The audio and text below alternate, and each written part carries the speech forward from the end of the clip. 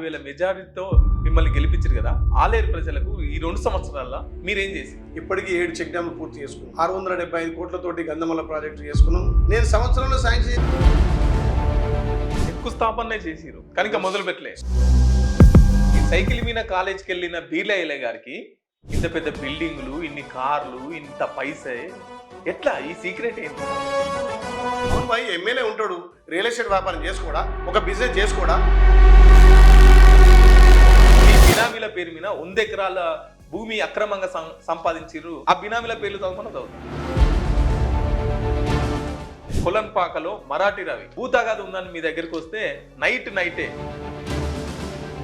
మరాఠీ రాబోవడం నాకు తెలియదు. ఆ 150 ఫ్లాట్లు తెలియదు. ఒక్క సబ్ రిజిస్టర్ ఎందుకు రిజైన్ చేసాడు, సస్పెండ్ చేసి?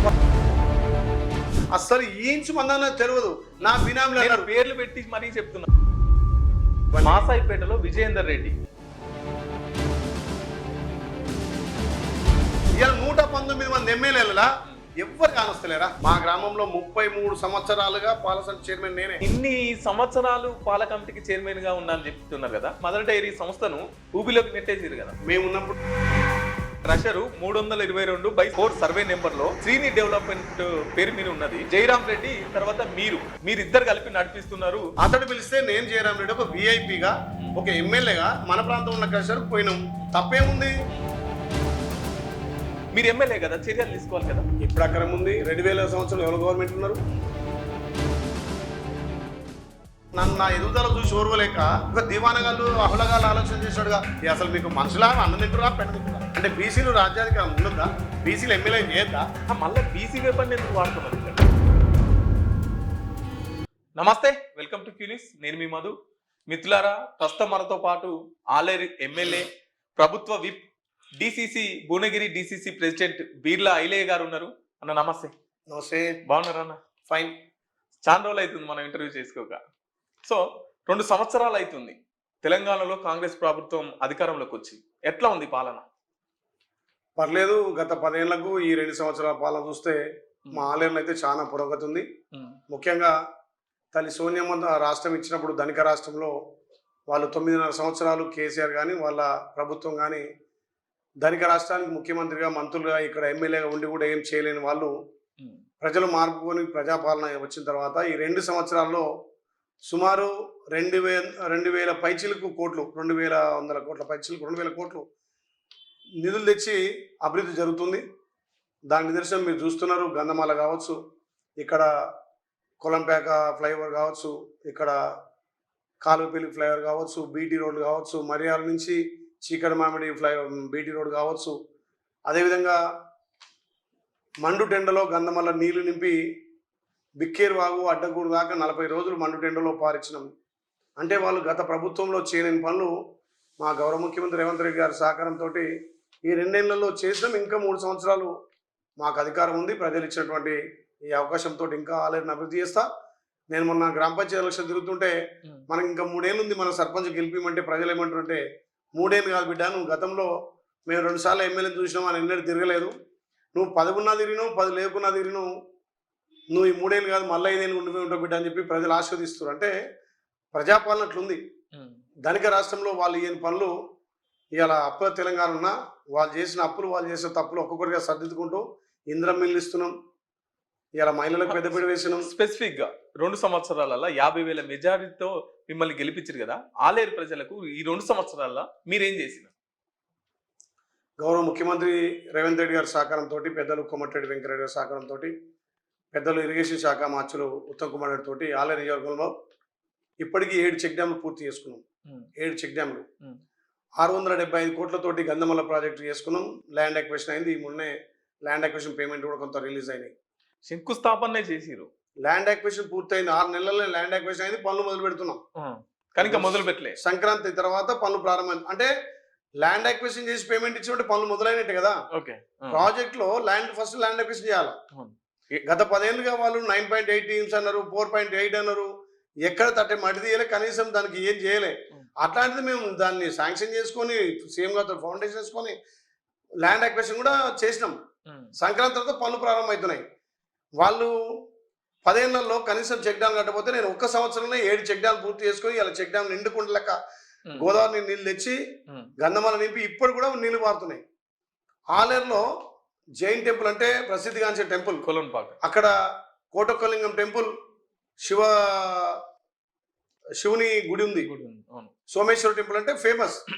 అలాంటిది 4 లైన్ల రోడ్ వేసినాం, ఏది శాంక్షన్ చేయించినాం 18 కోట్లతోటి. ఆ బ్రిడ్జ్ కూడా 7 కోట్లతో శాంక్షన్ చేసినాం.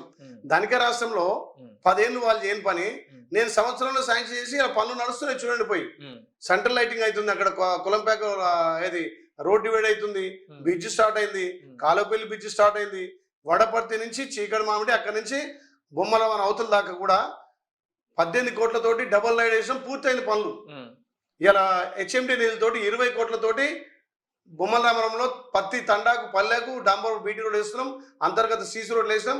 అక్కడ ఒక బ్రిడ్జ్ కూడా శాంక్షన్ అయింది, బ్రిడ్జ్ పనులు నడుస్తున్నాయి. ఒక్కటి కాదు, ఇట్లా చెప్పుడు పోతే చాలా ఉన్నాయి. ఇవి కాకుండా ఆలేరు నియోజకవర్గానికి 3700 ఇంధనం మిల్లు తెచ్చినాం. ఇలా తెలంగాణలోనే ఆలేరు ఇంధనం మిల్లలో పురోగతిలో నెంబర్ 1 ఉంది. ఇల్లు ఇవ్వడమే కాదు, నేను మార్నింగ్ వాక్ ద్వారా ఆ ఊర్లో 50 శాంక్షన్ అయితే ఎంతవరకు కట్టిరు, ఈ బీస్పీట్ కట్టిరా, బిల్లులు పడుతున్నాయా, వాళ్ళకి ఏమైనా ప్రాబ్లం ఉందా, అలా ఇండ్ల మీదకి వెళ్ళే లైన్ ఉందా, ఏముందా అన్ని ఒక్కొక్కటి చూసుకుంటా. ఇలా తెలంగాణలో ఆలేరు ఇంధనం మిల్ల పురోగతిలో నెంబర్ 1 ఉంది. ఎవరైనా కట్టుకుంటే వాళ్ళకి వెనక ముందు అయితే కూడా ఒక ఆర్థిక సాయం చేస్తున్నాం. వికలాంగులకు 50 బస్తాల సిమెంట్ ఇస్తున్నాం, పేదోడికి 50 బస్తాల సిమెంట్ ఇస్తున్నాం. ఈ రకంగా మేము పుషప్ చేసి ముంగట పోతున్నాం. అంటే అన్ని నియోజకాలు ఇల్లు ఇచ్చారు, మరి ఆలయంలో ఎందుకు పురోగతి తొందర ఉంది? నేను ప్రతి హెడ్ క్వార్టర్లో ప్రతి పెద్ద గ్రామంలో మార్నింగ్ వాక్ ద్వారా అక్కడ ఉన్నటువంటి అధికారులను పురమాయించి వాళ్ళు ఇల్లు కట్టుకోకపోతే వాళ్ళ ఇచ్చి ఇల్లు కట్టిస్తున్నాం. వాళ్ళకి ఆర్థికంగా ఇబ్బంది ఉంటే మహిళా సంఘాలు 1,00,000 నుంచి 2 లక్షలు ఇచ్చి, అంటే ఈ బిల్లు పడే వరకు వాళ్ళకి పెట్టుబడిగా మహిళా సంఘాలు ఇప్పిస్తున్నాం.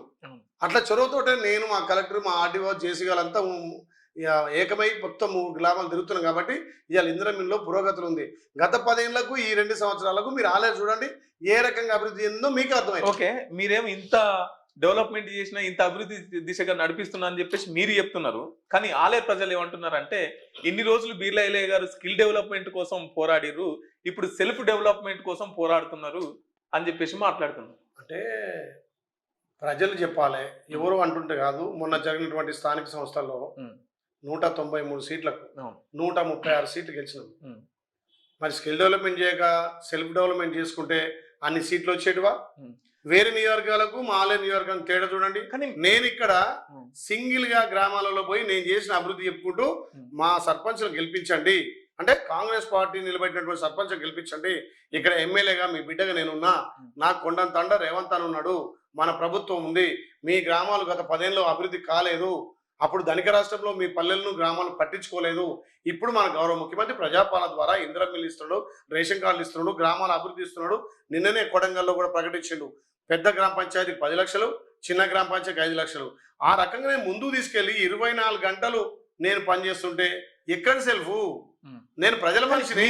ఊరు సర్పంచ్ ఎలక్షన్లలో వేరే పార్టీ అభ్యర్థులను గెలిపిస్తే మా ఇంటికి రానియను, మా పార్టీ వాళ్ళని గెలిపిస్తేనే మేము డెవలప్మెంట్ చేస్తాం, నేను దీన్ని ఈ ఊరిని దత్తకు తీసుకుంటా అని చెప్పేసి ఊరు తిరిగి ప్రచారం చేసుకొని గెలిపించినారు అని చెప్పేసి కూడా అంటున్నాను. నేను ఏమంటే, నా సొంత గ్రామం, నేను అక్కడ సర్పంచ్గా, ఎంపీడీసీగా, పాల సంఘం చైర్మన్గా, నీళ్ళ సంఘం చైర్మన్గా 33 సంవత్సరాల రాజకీయ జీవితంలో ప్రతి సంవత్సరం పోస్టులే ఉన్నా. నేను నా సొంత ఊరును డెవలప్ చేసిన కాబట్టి, ఆ ఊరును ఒక మోడల్ గ్రామం తీసుకున్నాను కాబట్టి, ఆ గ్రామంలో అనే హక్కు నాకు ఉంది. ఏమన్నా నేను ఒక ఎమ్మెల్యే ఉన్నా కాబట్టి నా ఊర్లో గెలిపియండి, ఇంకా అభివృద్ధి చేస్తా. ప్రభుత్వం నుంచి కాదు, నా సొంత నుంచి కూడా, నా సొంత గ్రామం కాబట్టి మా నాన్నగారి పేరు ఫౌండేషన్ పేరు మీద తప్పకుండా ఒక కమ్యూనిటీ హాల్ కట్టిస్తా. పెళ్లిళ్ళైనా, పేదోళ్ళకి ఏదైనా ఫంక్షన్ అయినా ఉచితంగా ఆ ఫంక్షన్లు ఇచ్చి గ్రామానికి ఇస్తా అని చెప్పిన. ఇప్పటిదాకా పార్టీలకు అతీతంగా, కులాలకు అతీతంగా, మతాలకు అతీతంగా అభివృద్ధి చేసిన నేను, ఎవరు నా గడప తట్టినా ప్రతి ఒక్కరికి పనిచేసిన. ఇవాళ ఇందిరా మిల్లులు చూడండి, బీజేపీలకు ఇచ్చిన, టీఆర్ఎస్ లకు ఇచ్చిన, అన్ని పార్టీలకు ఇచ్చిన, అన్ని కుల మతాలకు ఇచ్చిన. నేను ఇందిరమ్మ గృహప్రవేశాలకు పోతే ఎవరైతే గ్రామంలో మొదటగా గృహప్రవేశం చేసుకుంటారో వాళ్ళకు పట్టుబట్టలు, యాట కూడా ఇస్తున్నా.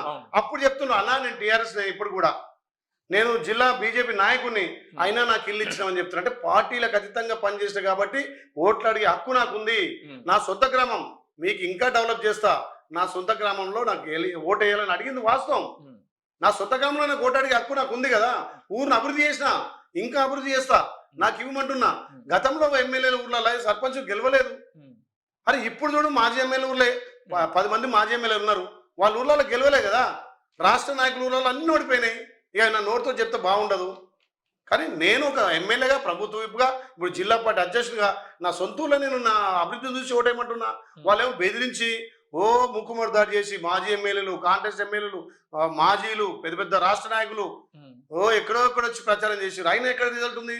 సింగిల్గా బీర్లైలే మీ బిడ్డ మీకు అభివృద్ధి చేస్తాడు, నాకు తోడుగా ఇంకొక మీ బిడ్డని గెలిపియండి, ఇద్దరు ఉంటే జోడేట్ల లెక్క బండి కట్టుకొని పోయి రేవంత్ తాను పోయి రేవంత్ అని ఇంటికాడ నిధులు తీసుకొచ్చి మన ఆలయాన్ని అభివృద్ధి చేస్తా, మీ గ్రామాలు అభివృద్ధి చేస్తాను మాట ఇచ్చిన కాబట్టి నేను ఒక జోడెత్తి లెక్కున్నా. నాకు ఆ గ్రామంలో ఇంకో సర్పంచ్ కలిస్తే ఇద్దరం జోడెత్తి లెక్కుంటాం, బండి గుంజుకోవడం అని చెప్పిన ఆ మాటను విశ్వసించరు.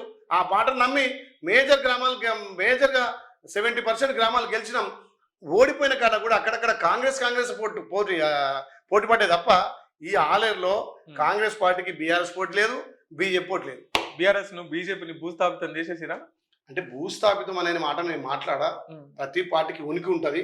కాకపోతే మేజర్గా మా అభివృద్ధి చూసి, నేను కష్టపడే విధానం చూసి, అరే మా బిడ్డ బీర్లే మా గ్రామాల అభివృద్ధి చేస్తాడు, గత 10 ఏళ్ళుగా ఆలేరు వెనకబడ్డది, ఈయనతోటి అవుతుంది, ఇక్కడ మా గ్రామంలో మనం కాంగ్రెస్ క్యాండిడేట్ సర్పంచ్ ఉంటే ఎమ్మెల్యే తాను పోయి కొట్లాడి, అవసరమైతే ఎమ్మెల్యే గారు, సర్పంచ్ గారు, మంత్రి తాను పోయి, ముఖ్యమంత్రి తాను పోయి నిధులు తీస్తారని నమ్మి ఇలా గ్రామాల్లో ప్రజలు మా సర్పంచ్ గెలిపించారు. ఓకే, సర్పంచ్ తర్వాత ఎంపీటీసీ, వెంటనే ఎమ్మెల్యే, తర్వాత విప్పు, తర్వాత డిసిసి ప్రెసిడెంట్. అంటే ఇవన్నీ పైసలు పెట్టి కొనుక్కుంటున్నారు. మా ఎమ్మెల్యే దగ్గర పైసలు బాగున్నాయి, అన్ని పదవులన్నీ రేవంత్ రెడ్డి గారికి పైసలు పెట్టి కొనుక్కుంటున్నారా? నేను 1991 అంటే నా వయసు 15 సంవత్సరాలు. ఓకే, 16 సంవత్సరాలకే మా సైదాపూర్లో పాల సంఘం చైర్మన్గా ఉన్నా. 16 సంవత్సరాలకే నాకు ఓటక్కు రాలే. ప్రతి పౌరుడికి 18 సంవత్సరాలకు ఓటక్కు వస్తుంది. కానీ 16 సంవత్సరాలకు నేను 10th చదివేటప్పటికే పాల సెంటర్ అక్కడ స్థాపించి ఒక 50 మంది రైతులు కూడగట్టి రైతులతోటి పాలు సేకరించి సెంటర్కి పంపేది. 21 సంవత్సరంలో నన్ను 2 సార్లు నీటి సంఘం చేశారు. మా గ్రామంలో 33 సంవత్సరాలుగా పాల సెంటర్ చైర్మన్ నేనే. ఎమ్మెల్యేగా నామినేట్ చేసేటప్పటికి పాల సెంటర్కు రాజీనామా చేసి నేను అక్కడ ఎమ్మెల్యేగా నామినేషన్ చేసిన. 2001లో నుంచి 2006 వరకు 2 దఫాలుగా నీటి సంఘం చైర్మన్. 2006 నుంచి 2013 వరకు సైదాపూర్ సర్పంచ్ను. అప్పుడు ఒక సర్పంచ్గానే ఉమ్మడి రాష్ట్ర ముఖ్యమంత్రిని కిరణ్ కుమార్ రెడ్డిని మా సైదాపూర్ తీసుకొచ్చిన. గతంలో నేను పాల సెంటర్ చైర్మన్ ఉన్నప్పుడు దివంగత రాజశేఖర రెడ్డి గారిని గుట్ట తీసుకొచ్చి బర్లు పంపిణీ చేయించిన. నేను మొన్న ఎమ్మెల్యే అయినాక గౌరవ ముఖ్యమంత్రి రేవంత్ రెడ్డి గారిని నా బర్త్డే సందర్భంగా గంధమల్ల ప్రాజెక్టు 1500 కోట్లు తోటి శంకుస్థాపన తీసుకొచ్చిన. మరి రాష్ట్ర ముఖ్యమంత్రి కిరణ్ కుమార్ రెడ్డి, రాజశేఖర రెడ్డి పైసలు పెట్టి వచ్చిరా? నా పనితనం, నేను ఇచ్చే కమిట్మెంటు, నేను ఏది పని చేసినా అది. నాన్ లోకల్లో యాదగుట్టలో 2018లో నన్ను ఎంపీటీసీగా నాన్ లోకల్లో గెలిపించి భారీ మెజార్టీతో గెలిపించారు. ఇవన్నీ ప్రజల మధ్య ఉంటాయి. నేను డీసీసీ వద్దని చెప్పిన. అంటే నేను డీసీసీ మా గౌరవ అండెం సంజయ్ రెడ్డి గారు, ఆయనకు నాకు ఒక ఎమ్మెల్యే ఉంది, విప్ ఉంది. అసలు నా పోస్టులు చూస్తే మీరు పరిచయం అవుతారు. అసెంబ్లీలో BSc committee member, political affairs committee PSC కమిటీలో మెంబరు. అరే నా పని చూస్తే డబ్బులు ఎక్కడ అండి? డబ్బులు, నేను సామాన్య మానవుని. కానీ ఇన్ని సంవత్సరాలు పాల కమిటీకి చైర్మన్ గా ఉన్నా అని చెప్తున్నారు కదా, మొత్తం మీద అయితే మదర్ డైరీ సంస్థను ఊబిలోకి నెట్టేసారు కదా. మేము ఉన్నప్పుడు మంచి లాభాలు ఉంది. అప్పుడు దివంగత నలబోలు నరసింహారెడ్డి, బొందుగుల నరసింహారెడ్డి అంటారు, ఆయన నాయకత్వాన్ని పనిచేసినాం. సుఖేందర్ గారి నాయకత్వాన్ని పనిచేసినాం. దాని తర్వాత వచ్చిన జితేందర్ రెడ్డి గారు చేసినాం. దాని తర్వాత నేను ఎమ్మెల్యే ఎలక్షన్ అప్పుడు రాజీనామా పెట్టి ఎమ్మెల్యేకు పోటీ చేసిన. అప్పటి వరకు బాగా ఉండే. ఏదైతే టీఆర్ఎస్ ప్రభుత్వం వచ్చి కేసీఆర్ ముఖ్యమంత్రిగా 10 ఏళ్ళు చేసిండో ఆ డైరీని పూర్తిగా నాశనం పట్టించారు. మొన్న మన ప్రభుత్వం వచ్చిన తర్వాత సంవత్సరం తర్వాత ఇక్కడ చైర్మన్గా గుడిపాటి విమర్శరెడ్డి వేసినాం. కానీ వాళ్ళు ఆ 10 ఏళ్ళు 20 ఏళ్ళు చేసిన అప్పులు, వాళ్ళు చేసిన తప్పులు కుప్పలుగా 50 కోట్లకు వెళ్ళిపోయింది లాస్ట్లో. ఇప్పుడు అది వెంటిలేటర్ మీద ఉంది. దానికోసం కూడా మా ప్రభుత్వంతో మాట్లాడి, ముఖ్యమంత్రితో మాట్లాడి కొంత దానికి చేద్దామంటే అది మ్యాక్స్ చట్టంలో ఉంది. మ్యాక్స్ చట్టానికి ప్రభుత్వం నుంచి నిధులు ఇవ్వడానికి లేదు. అందుకే నేషనల్ డైరీ డెవలప్మెంట్ వాళ్ళని అప్రోచ్ అయ్యి వాళ్ళ ఆధీనంలో ఉన్న డైరీ బాగుపడ్దని వాళ్ళని కూడా చేసినాం. కొంతమంది ఆ డైరెక్టర్లో సఖ్యత లేక అక్కడ ఉన్నటువంటి ఎండి బాగా దాన్ని పీక్క తిన్నాడు, దాని రక్తం తాగిండు. ఈ డైరెక్టర్లకు కొంత లాభాలు చూపించి ఎన్డీడీపీని రాకుండా ప్రయత్నం చేస్తే ఎన్డీడీపీ నేషనల్ డైరెక్టర్తో మాట్లాడి దాన్ని టేకప్ చేసి ఫస్ట్ రైతులకు పేమెంట్ ఇవ్వాలని చెప్పి దాన్ని గాడిలో పెడుతున్నాం. అది నేను చేసింది. ఎక్కడైనా సర్పంచ్గా చేస్తే న్యాయం చేసిన, ఎంపీడీసీగా చేస్తే న్యాయం చేసిన. నీటి సంఘం ఉన్నప్పుడు దివంగత ఉప్పునూతల పురుషోత్తం తోటి 70 లక్షలు పెట్టి కట్టను బాగా చేసిన. ఏ పదవి ఉన్నా దానికి వన్నె తెచ్చిన కాబట్టి నాకు ఒక్కొక్క పదవి వరిస్తుంది. ఇవాళ జిల్లా అధ్యక్షుడు ఎందుకు ఇచ్చారు? అరే పార్టీ నమ్ముకొని చిన్నప్పటి నుంచి ఎత్తిన జెండా దించలేదు, ఈయన విప్పుగా న్యాయం చేస్తున్నాడు. ఇవాళ అసెంబ్లీ అయితే మొత్తం మేమే కదా అక్కడ కంట్రోల్ చేయాల్సింది, ఇవన్నీ మాట్లాడేయాలి, ఏం మాట్లాడాలి అంటే అవన్నీ డబ్బులు చూసిస్తారా? సరే, కాలేజీకి సైకిల్ మీద కాలేజీకి వెళ్ళిన బీర్లా ఐలయ్య గారికి ఇంత పెద్ద బిల్డింగులు, ఇన్ని కార్లు, ఇంత పైసే, ఎట్లా? ఈ సీక్రెట్ ఏంది? డెవలప్ అవుతాడు, ప్రతి మనిషి డెవలప్ అవుతాడు, అంచెలంచెలుగా ఎదుగుతాడు. నేను పాల సంఘం చేసిన, నీటి సంఘం చేసిన, సర్పంచ్గా చేసిన. అప్పుడున్నటువంటి పరిస్థితుల్లో కొంత రియల్ ఎస్టేట్ కలిసి వచ్చింది. నేను ప్రైవేట్ లిమిటెడ్ కంపెనీ పెట్టిన, కంపెనీ పేరు ల్యాండ్లు కొన్నా, ల్యాండ్ పర్చేజ్ చేసిన. దానివల్ల నాకు 4 రూపాయలు వచ్చినాయి. ప్రజలకు సేవ చేస్తున్న, బీర్లా ఫౌండేషన్ పెట్టిన. నాతో పాటు 90 నా మిత్రులు బీర్లా ఫౌండేషన్ సభ్యులున్నారు. నేను ఎమ్మెల్యే కాకముందుకే సేవా కార్యక్రమాలు చేసిన.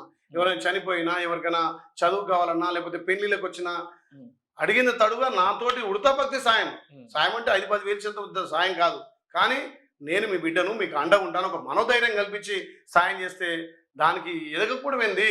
కష్టపడ్డ ప్రతి వ్యక్తి ఎదుగుతాడు. ఇయర్ మాజీ మంత్రి మల్లారెడ్డి ఏమంటాడు? నేను పూలు అమ్మినా పాలమ్మినా. మరి ఆయన ఆ రోజు పూలు అమ్మిన పాలమ్మిన రోజు ఎట్లుంటే ఎంత స్థాయిలో ఉంటాడు? ఆయన జవహర్ నగర్ ను కూడా అమ్మేసిండు. మొత్తం మేడ్చల్లో జవహర్ నగర్ ను కూడా ఏం అమ్మిండో, ఏ స్థాయి నుంచి ఏ స్థాయికి వచ్చిండు. ఇప్పుడు మంత్రి అయినాక అమ్మొచ్చు. ఇవాళ నేను ఎమ్మెల్యే అయినా, ఎమ్మెల్యే కాకుందుకే నా ఆస్తులు ఏంటో చూడండి ఒకసారి. అరే నా మీద బడనోళ్ళు నా ఎదుగుదల చూసి ఓర్వలేక ఎంత ఏది కళ్ళలో నిప్పులు పోసుకుంటున్నారు. అరే నిజంగా నాకు పరిచయం అనిపిస్తుంది. ఆయన నాకు సంతోషం. నేను లక్షలు పెట్టి ఆడియకున్నా వాళ్ళే రోజు ఆడిస్తున్నారు. మొన్న మిత్రుడు బీఆర్కే న్యూస్ కలిసిండు. ఆయన ఎవడో నాకు తెలియదు. నేను అసెంబ్లీ ఆ మీడియా పాయింట్ మాట్లాడుతా అన్నాడు. ఏందన్నా ఆదాబ్ హైదరాబాద్ పేపర్ అట ఆయన అంటుడు. అన్న రోజు రాసుకోబాయి. నా ఆలయ ప్రజలకు నాకు తెలుసు. ఎవరైనా ఒక రైతు వచ్చి అన్నా నా దగ్గర అన్యాయం అయింది, లేకపోతే నా కస్టమర్ వచ్చి నాకు నష్టం అయిందని అంటే నేను దానికి జవాబు ఇస్తా. అరే వాళ్ళకేదో డబ్బులు ఇవ్వదని వాళ్ళకి నేను ప్రజలకు జవాబుదారిని. మీ మీడియా కాదు, మీడియాలో మంచి మీడియాలు ఉన్నాయి, మీలాంటి మీడియా మంచిగా చూపించే మీడియాలు ఉన్నాయి. కానీ కొంతమంది మరి పని కట్టుకొని వాళ్ళకు తెలియకనా తెలిసా వాళ్ళ విజ్ఞతగా వదిలేస్తా. నేను దర్జాగా వ్యాపారం చేసిన, న్యాయబద్ధంగా. టీఆర్ఎస్ 10 ఏళ్ళు గవర్నమెంట్ ఉంటే వాళ్ళ గవర్నమెంట్లే నేను చేసిన. నేను ఏమైనా చిన్న అన్యాయం చేసి ఉంటే వాళ్ళ గవర్నమెంటే కదా, వాళ్ళ పోలీసే కదా, వాళ్ళ కలెక్టరే కదా, వాళ్ళ ఆర్డీఓనే కదా. ఇప్పటికీ నా మీద ఒక్క సింగిల్ ఏదైనా తప్పు ఉంటే చూపించమంటున్నా. ఇక మీడియా ద్వారా ఈయన ఇట్లా అంటాడు, మళ్ళీ ఇట్లా అంటాడు, వీళ్ళ ఇట్లా అంటాడు, పుల్లే అంటాడు, ఐలే అంటాడు, ఇవన్నీ నాకొద్దు. నేను ప్రజలు నమ్ముకొని పోతున్నా, ప్రజలు నన్ను విశ్వసించరు. ఇంకా 4 సార్లు ప్రజల దగ్గరికి పోయి ప్రజల ఓట్లు అడిగి ప్రజల ఓట్లతో తప్ప ఏ మీడియానో లేకపోతే ఎవరో ప్రచారం చేసినంత మాత్రం అయినా జనాన్ని తెలవాలి. బీర్లా ఐలయ్య అయిన వాడు ఎట్లాంటి వాడు, ఏం చేస్తాడు. నువ్వు 10 రోజులు మీడియా అంటే ఇలా చూసిన మీడియా రేపు చూసి ఏమంటాడు? నేను అందుకే ఎగ్జాక్ట్ గా ఈ ఇంటర్వ్యూలో ప్రధానంగా మీ మీద వస్తున్నటువంటి ఆరోపణల్ని మీ ముందుకు, మీ దృష్టికి, ప్రజలకు అర్థమయ్యే విధంగా తీసుకురావడానికి ఇంటర్వ్యూ చేస్తున్నాం. ఇంకొకటి ఏంటంటే రియల్ ఎస్టేట్ సఫరెన్స్ అసోసియేషన్ ఆర్టీఐ వేసి మీ బినామీల పేరు మీద 100 ఎకరాల భూమి అక్రమంగా సంపాదించారు అని చెప్పేసి ఆర్టీఐలో తెలియదన్నారు. ఆ బినామీల పేర్లు చదువుతా. అతనికి తెలివి తక్కువ. అక్కడ అసలు రియల్ ఎస్టేట్స్ ఎక్కడ ఉంది, ఆడు ఎక్కడ సఫర్ అయ్యిండు, ఏం చేసిండు. అక్కడ నారాయణరావు లేకపోతే ఇంకేమో సంస్థతో పంచాయతీ పెట్టుకుంటే ఒకసారి నాకు వస్తే పంచాయతీ తెంపంటాడు. కొంతమ్మ కోరికలు కోరిండు. వాడు ఫస్ట్ నా దగ్గరకు వచ్చిండు. నా దగ్గరకు వచ్చి అన్నా ఇది మా ఇద్దరు పంచాయతీ అంటే నేను దాన్ని మాట్లాడితే వాడు కోట్లలో అడిగితే అవతలలో ఆ నారాయణరావు అయినా చనిపోయిండు. వాళ్ళ భార్య శ్రీదేవి అని ఉంది. అన్న మాకు తెలియదు, ఆడు మా తన కమిషన్ పనిచేసినాడు, మేము కోట్లలో ఇచ్చింది అన్నాడు. ఎమ్మెల్యే గారు నాకు డబ్బులు ఇప్పలేదని చెప్పి సఫర్ అసోసియేషన్. ఆడు ఏం మనిషి, ఏం సఫర్, ఎక్కడోడు, వాడు ఆంధ్రోడా తెలంగాణోడా ఎవడు నాకు తెలియదు. నా మీద రోజు రాస్తున్నాడు. మా ఫ్రెండ్ క్రషర్ ఉంది అక్కడ, అది నారాయణరావు క్రషర్ ఉంది. 2000 సంవత్సరంలో స్థాపించారు. మరి 2025 5 ఏళ్ళ నుంచి నడుస్తుంది. నా అండదండంతో నడుస్తుంది. రోజుకు 20 లక్షలట. అది నెలకు 20 లక్షలు చూపించిన ఆయన. మీడియాను తీసుకొని పోదాము. రోజుకి 20 లక్షలట, నెలకు 6 కోట్లట, సంవత్సరానికి 72 కోట్లట. నేను భారతదేశంలో ఏ క్రషర్ అన్నా సంవత్సరానికి 72 కోట్లు ఉంటుందా? అసలు మత్తునోడు మాట్లాడ అది అన్నందినోడు మాట్లాడ ఒక్క క్రషరు సంవత్సరానికి 72 కోట్లు అంటే ఏంది అసలు మాట్లాడితే అన్నం తిన్నట్టు మాట్లాడగవాడు. ఇప్పుడు ఆ క్రషర్ 322/4 సర్వే నెంబర్ లో శ్రీని డెవలప్మెంట్ పేరు మీద ఉన్నది. దాన్ని జయరాం రెడ్డి తర్వాత మీరిద్దరు కలిపి నడిపిస్తున్నారు అని చెప్పేసి నేను సర్వే నెంబర్ తో సహా చెప్పిన. మరి ఒకవేళ అది అక్రమంగా ఉన్నప్పుడు, ప్రభుత్వ భూములు ఉన్నప్పుడు మీరు ఎమ్మెల్యే కదా, చర్యలు తీసుకోవాలి కదా. ఎప్పుడు అక్రమం ఉంది? 2000 సంవత్సరంలో ఎవరు గవర్నమెంట్ ఉన్నారు? సరే, దానికి ఇప్పుడు మీరు ఎమ్మెల్యే కదా. నేను ఏమంటున్నా, 2000 సంవత్సరంలో దానికి అనుమతులు వచ్చినాయి. అది నడవబట్టి 5 ఏళ్ళు. దాన్ని ఒకసారి స్టక్ అయితే ఆ జయరాం మన ఎవరు నారాయణరావు చనిపోతే వాళ్ళ భార్య ఇంకో అతనికి లీజ్కి ఇచ్చింది. లీజ్కి ఇచ్చినప్పుడు అతడు మా కాంట్రాక్టర్ హరి అని మా ఫ్రెండే. నేను అంటే ఫ్రెండ్ అంటే నేను రోడ్లు ఉన్నా ఏదున్నా వర్క్ చెప్తే వర్క్ చేసేటోడు. అతడు పిలిస్తే నేను జయరాం రెడ్డి ఒక విఐపిగా ఒక ఎమ్మెల్యేగా మన ప్రాంతంలో ఉన్న క్రషర్కి పోయినాం. తప్పేముంది? క్రషర్ల కోర్టు ఎట్లా వస్తాయి అంటే అది ప్రభుత్వ భూమిలో ఉంది కదా. ప్రభుత్వ భూమిని నిరూపించాలి కదా. ప్రభుత్వ భూములు ఎట్లా పర్మిషన్ ఇస్తారు? ప్రభుత్వ భూమి ఎంత ఉందాడా? ఆ సర్వే నెంబర్ 322 1100 ఎకరాలు, అందులో 90 ఎకరాలు సీలింగ్ ఉంటది. ఆ భూమి మొత్తమే అరే దొరికిన ప్రతి ఒక్కడు దాని ప్రభుత్వ భూమి ఎందుకు నిరూపించే? దమ్మున్న మొగోళ్ళు ఒక్కడు నిరూపిస్తారు ఎందుకు? దమ్మున్న మొగోడు నేను వస్తాను, రండి కలెక్టర్ తీసుకొని పోదాం. ఆ భూమి ఉన్నది ప్రభుత్వ భూమా ప్రైవేట్ భూమా? కానీ రాజాపేటకు గోదావరి నీళ్ళు తెస్తాను తెలియదు, రాజాపేటకు బిడ్ చేస్తాను కట్టలేదు. క్రషర్లు మాత్రం విచ్చలవిడిగా పెరిగిపోతున్నాయి. అరే ఇప్పుడు నాయంలో క్రషర్ వెళ్ళే తమ్ముడు 2000 సంవత్సరంలో క్రషర్ పెట్టుకుని వాళ్ళు ఆయన చనిపోతే వాళ్ళ భార్య ఇంకో ఆయనకి లీజ్కి ఇచ్చింది. దానికి నేను కొత్తగా చేసిన ఉంది. అరే నా ఎదుగుదలను చూసి ఎప్పుడు మొన్న సర్పంచ్ బాగా గెలిపించుకున్నా కదా, హైట్ వచ్చి బాగా హైట్ వచ్చింది. ఎట్లా మీరు వేయాలి? నేను ఇవన్నిటికి బెదరా.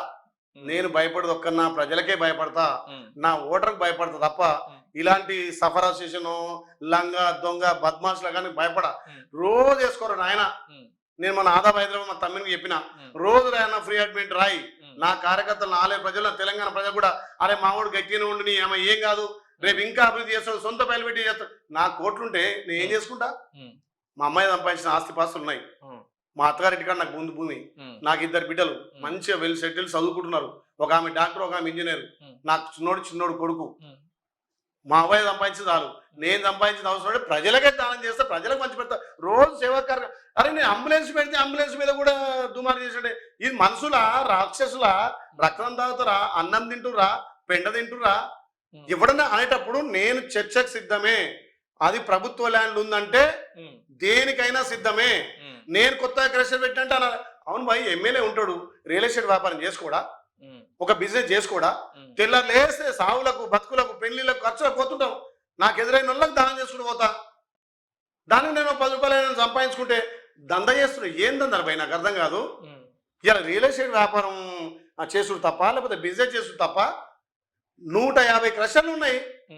ఇలా తెలంగాణలో ఎన్ని క్రషర్లు ఉన్నాయి? ఏ క్రషర్ మీద లేదు, ఒక్క క్రషర్ మీద ఎట్లా పడ్డది? బొమ్మలో 50 క్రషర్లు ఉన్నాయి. ఒక్క బీర్లైల క్రషర్ మీద వచ్చిందా? బీర్లైల దోశ చేసే క్రషర్ మీద వచ్చిందా? అరే అన్ని లంగ మాటలు, దొంగ మాటలు అనేటాలో కానీ బుద్ధి జ్ఞానం ఉండాలి.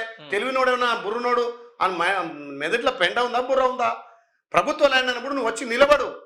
నేను కలెక్టర్ పిలిపిస్తా, ఆ లొకేషన్ అది ప్రభుత్వ ల్యాండ్ గవర్నమెంట్ ల్యాండ్ నిరూపిస్తా అనే దివానగాళ్ళు అది ప్రభుత్వ ల్యాండ్ అని చెప్పాలి. ఉట్టి నోటు మాట్లాడడం, వాళ్ళ మీడియా ఉందని, వాళ్ళ పేపర్ ఉందని, గవర్నమెంట్ ల్యాండ్. నాకేమవసరం భయ్? నాకు 100 ఎకరాలు ఉంది, నా ప్రైవేట్ లిమిటెడ్ కంపెనీ ఉంది, 100% ఉంది, చూయిస్తా. నా private limited SYL Sagar developers private limited. ఒకడంటాడు అఫిడవిట్లో తప్పు చూపించమని, నేను గెలిచిన నెలకు 6 నెలలకే వేసాడు. ఆడేమన్నాడు, ఒక ఆమె వేరే ఆమె పేరు పెట్టి ఈయన భూములు కానివి ఒక లేడీ భూములు ఐలే పేరు చూపించి ఒక మాట అన్నాడు. అమ్మిన భూమి 6 గుంటలు ఆయనకి అమ్మిండు కానీ మళ్ళీ ఈయన పేరు చూపించినాడు. వాడు బుద్ధునుడేనా? 2 తప్పులు పెట్టినా మీరు అఫిడవిట్లో చూపించలేదు. మా మిస్సెస్ పేరు నాకు పెళ్లి కాక ముందుకు మా మిస్సెస్ చందుపట్ల. మా మామ మంచి వ్యాపారవేత్త, గొర్రెల వ్యాపారం చేసేది, 16 ఎకరాల భూమి సంపాదించాడు. ఆయనకి 2 బిడ్డలు. ఈ బిడ్డ కొంత, ఆ బిడ్డ కొంత పెళ్లి కాకముందుగా చేసింది. అక్కడ మా మిస్సెస్ పేరు మహేంద్ర చందుపట్ల. నేను పెళ్లి చేసుకున్నాక నేను ఐలే కాబట్టి అనిత అయితే మంచుకుంటుంది అని చెప్పి నేను పేరు మార్చుకున్నా. నేను ఆస్తులు చూపించినప్పుడు మా మిస్సెస్ ఆస్తులు చూపించాలిగా. చందుపట్ల నాకు ఉన్నటువంటి శుభ్ర అనిత పేరు 3 ఎకరాలు చూపించిన. నేను ఒక వ్యాపారంలో ఒక అతనికి మంచి ఐటీ కంపెనీ అతనికి నా అవసరాల కోసం 4 ఎకరాలు అమ్మిన. అదన్నీ బిట్లు ఉంటుంది. 6 గుంటలు 10 గుంటలు 10 గుంటలు ఉంటుంది. అతను 4 ఎకరాలు అమ్మితే 6 గుంటలు అతనికి మోటేషన్ కాలే. 6 గుంటలు నేను అమ్మింది మొటేషన్ 6 గుంటలు కాలే. నా పాస్బుక్ లో 6 గుంటలు ఉంది, నాకు అందులో వచ్చింది కాబట్టి 6 గుంటలు మిస్టేక్ లెక్కింది. 6 గుంటలు అమ్మింది కానీ 6 గుంటలు మనం చూయించుకుంటా అంటే 6 గుంటల వాల్యూ ఎంత? 2 లక్షలకి ఎకరం. అదే అప్పుడు వాల్యూ, గవర్నమెంట్ వాల్యూ 6 గుంటలు అని తప్పు చూయించాడు.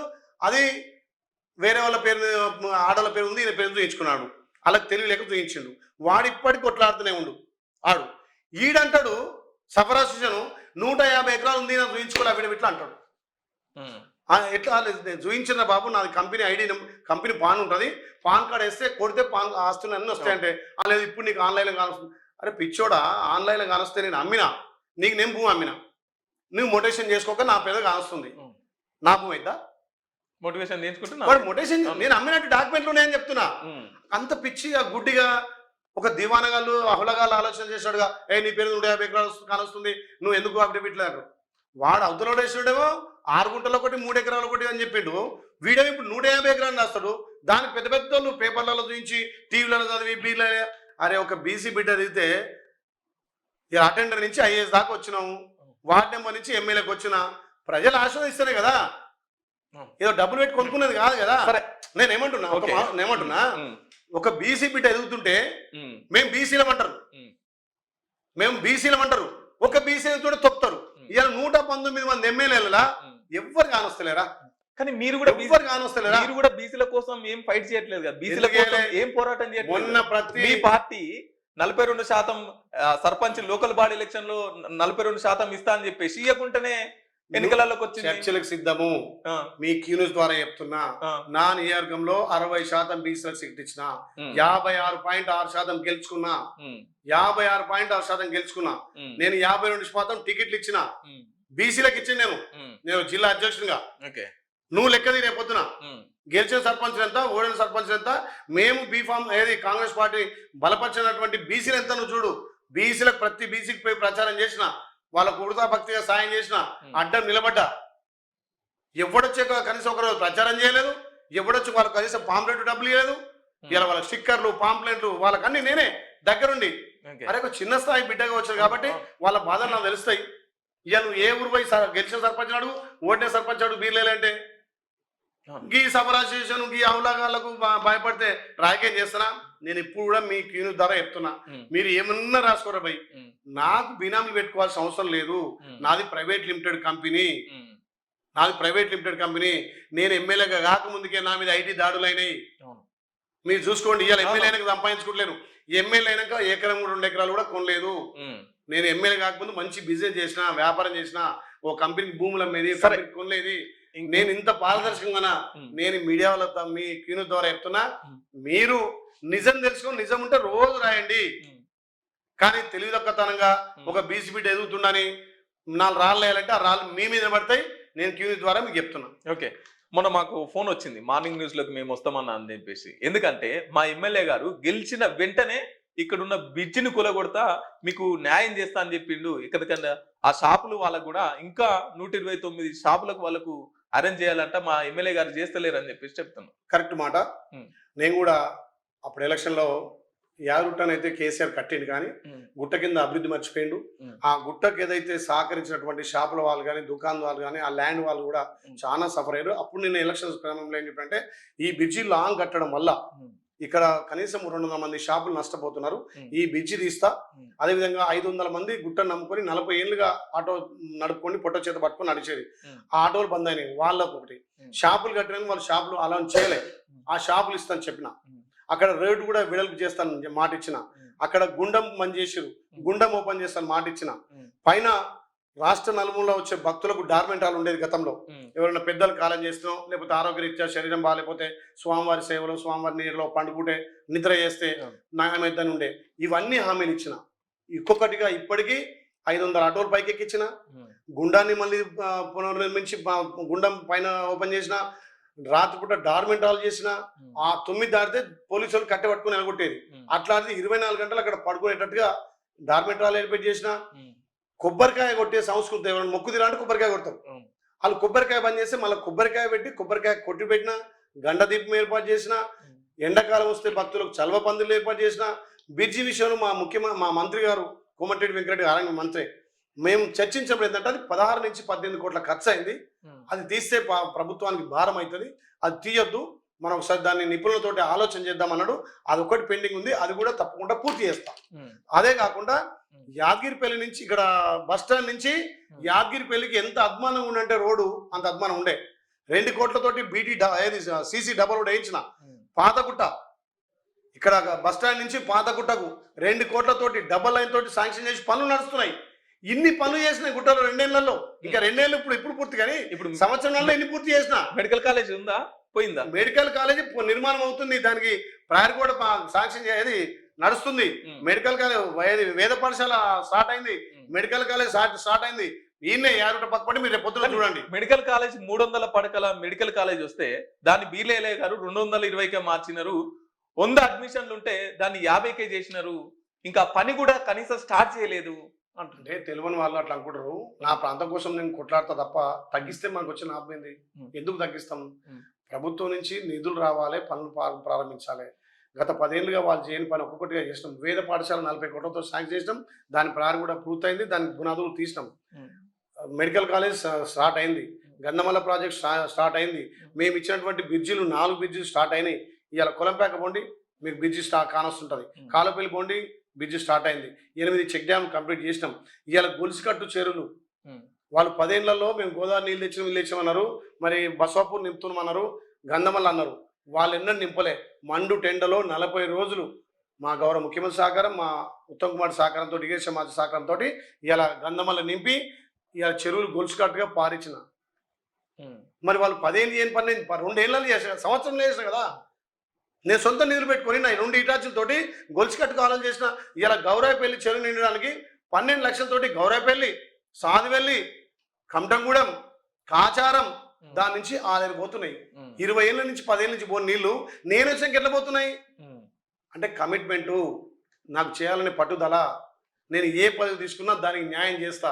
ఇవాళ నేను జిల్లా అధ్యక్షుని అడగలే, ఎమ్మెల్యేగా, ప్రభుత్వ విప్గా, బీఎస్సీ కమిటీగా, ఇలా పొలిటికల్ అఫైర్స్ కమిటీగా ఉండి, అంటే ప్రభుత్వం గుర్తించింది, మా పార్టీ గుర్తించింది. ఈయనుంటేనే రేపు ఖచ్చితంగా అన్ని సీట్లు గెలుస్తాడు, కోఆర్డినేట్ చేస్తాడు, హార్డ్ వర్కరు, కాంగ్రెస్కు కడుగట్టినటువంటి కాంగ్రెస్ కార్యకర్త అని నమ్మించారు. అట్లా నమ్మిస్తారు. కానీ పదవులు వస్తాయంటే ఏదో పైసలు నాకడ కోటీశ్వరు బొచ్చాడు తమ్ముడు. నాకడ చాలా మంది కోట్లలో, నేను చాలా పేదోని, చాలా చిన్నోని. ఇప్పుడే 100 ఎకరాలు ఉన్నాయన్నా, ఏమిటికి? అంత జనం కోసమే కదా. ఏం చేసుకుంటా? అంత జనం కోసమే. నాకెందుకు? మనిషి వెళ్ళని బతాడు, 50కి వచ్చిన సరిగ్గా దేవుడు చూస్తే 10, 20 బతాం. ఏమిటికి? ఏం చేసుకుంటాము? చెప్తున్నా తమ్ముడు, మొత్తం మనం తినలేం కదా. నాకున్న దాంట్లో మీరు ఆలోచన చేయండి. యాదగిరి లక్ష్మణ స్వామి నాకు మంచి ఆయుష్ ఇచ్చిండు, మంచి ప్రవర్తన ఇచ్చిండు, మంచిగా సేవ చేయాలని అవకాశం ఇచ్చిండు. ఇంతకన్నా నాకు కావాల్సిన ఏది డబ్బు, ఐశ్వర్యం, భూములు అవసరం లేదు. ప్రజలకు సేవ చేస్తా. ఒక్కటి చూడు తమ్ముడు, 119 నియోజకవర్గాలతో చూడు, ఎన్నడన్నా నేను ఆ రెస్ట్ తీసుకుంది లేదు. మార్నింగ్ వాక్ ద్వారా, పల్లె నిద్ర ద్వారా, రోజొక మంత్రిని కలిసి, మా ముఖ్యమంత్రి నేను కలిసినట్టుగా ఎవడు కూడా కలవడు. అంటే ఎవడంటే ఎమ్మెల్యే కాదు, వేరే వాళ్ళు కలవరు. నేనంత పోయి, నేను చిన్నోని కాబట్టి బ్రతిమలాడి, అన్నా నా నియోజకవర్గం వెనకబడ్డది, నాకు ఇట్లా నిధులు కావాలని చెప్పి కొట్లాడి తెచ్చుకుంటా. ప్రతి మంత్రితో సఖ్యత ఉంటా. తెలంగాణలో మొదటగా గెలిచిన సర్పంచ్ సన్మానం చేసింది బీర్లైలే ఆలేరులో. నన్ను చూసి ఒక్కొక్కరు అందరు చేస్తున్నారు. కేటీఆర్ కూడా మీ తర్వాత మొదలు పెట్టిందా? సరే, ఆలేరు రెవెన్యూ డివిజన్ అవుతుందా కాదా? నేను గెలిచిన మొదటి సంవత్సరమే అసెంబ్లీలో గలమెత్తిన. మొన్న కూడా జరిగినటువంటి అసెంబ్లీలో చెప్పిన కొన్ని సమస్యలు ఉన్నాయి. వాళ్ళు గతంలో చాలా ఎక్కువ మండలాలు చేసి, కొన్ని రెవెన్యూ డివిజన్ చేసి అవకతవకలు కాబట్టి కొంత సమయం పడుతుంది. నేను మా ప్రభుత్వం దృష్టికి మొన్న అసెంబ్లీ సాక్షిగా తీసుకుపోయినా తప్పకుండా రెవెన్యూ డివిజన్ సాధిస్తానని నమ్మకం నాకుంది. అదేవిధంగా ఇక్కడ రాజపేట మండలం కూడా పెద్ద మండలం, భౌగోళికంగా పెద్ద మండలం, మండలంలో పెద్ద మండలం కాబట్టి దాన్ని కూడా అక్కడ రంగనాథపురం అనే మండలం కావాల్సిన అవసరం ఉంది. దాని గురించి కూడా మాట్లాడినా. అదేవిధంగా మేము మొన్న సర్పంచ్ ఎలక్షన్లో ప్రచారం తిన్నప్పుడు తాండాలు, గూడాలు చిన్న చిన్న ఉంటాయి, ఆమ్లెట్ విలేజ్, అక్కడ డీలరు ఏదైతే పెద్ద గ్రామ పంచాయతీతో ఆడిపోయి తెచ్చుకోవాల్సి వస్తుంది రేషన్. అది కూడా అసెంబ్లీలో ప్రస్తావించిన. తప్పకుండా తాండాలలో, గూడాల్లో కూడా ఇదే డీలర్ అవసరమైతే ఆడిపోయి అక్కడ బియ్యం కానీ ఏమైనా ఉంటే ఆ ప్రజలకు ఇచ్చి రావాలి. వృద్ధులు ఉంటారు, చాతకాలు ఉంటారు, వాళ్ళకి ఇవ్వాలని చెప్పిన. అదే కాకుండా ఇలా గ్రామాలలో మేము సర్పంచ్గా ప్రచారం చేసినప్పుడు కోతుల బెడద ఎక్కువ ఉంది, కుక్కల బెడద ఎక్కువ ఉంది. అందరు సర్పంచులు మేము గెలవగానే కోతలు పట్టిస్తాం, కుక్కలు పట్టిస్తామని చెప్పినారు. ఆ గ్రామాలలో కొంత బస్సు సౌకర్యం లేని కాడ బస్సు వేపిస్తామన్నారు. అవి కూడా నిన్న అసెంబ్లీ మొదటగా నేనే ప్రస్తావించిన. గెలిచిన 12,703 సర్పంచులకు భరోసాగా నేను ప్రచారం చేసి గెలిపించిన గ్రామాలు మా ఆలయ నియోజకవర్గంలో ఉంటే మా స్టేట్ మొత్తం ఎమ్మెల్యే గురించి కొట్లాడినా. మా గౌరవ ముఖ్యమంత్రి చెప్పిన, అన్నగారు ఈ కోతులు పడతాను కుక్కలు పడతాను ఒక స్పెషల్ ఫండ్ ఇవ్వాలని చెప్పిన.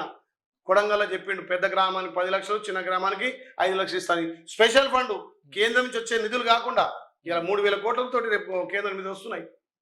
ఇది దీని ద్వారా కదా. ఓకే, ఇంకొకటి మీ మీద ఉన్న ప్రధానమైన ఆరోపణ ఏంటంటే కొలన్పాకలో మరాఠీ రవి భూతాగాది ఉందని మీ దగ్గరికి వస్తే నైటే 129 ప్లాట్లు అమ్మేసినారంట. అంటే భూమి దగ్గరికి ఏం పోలేదు, పేపర్లు పెట్టేసి అమ్మేసినారంట. వాస్తవేనా?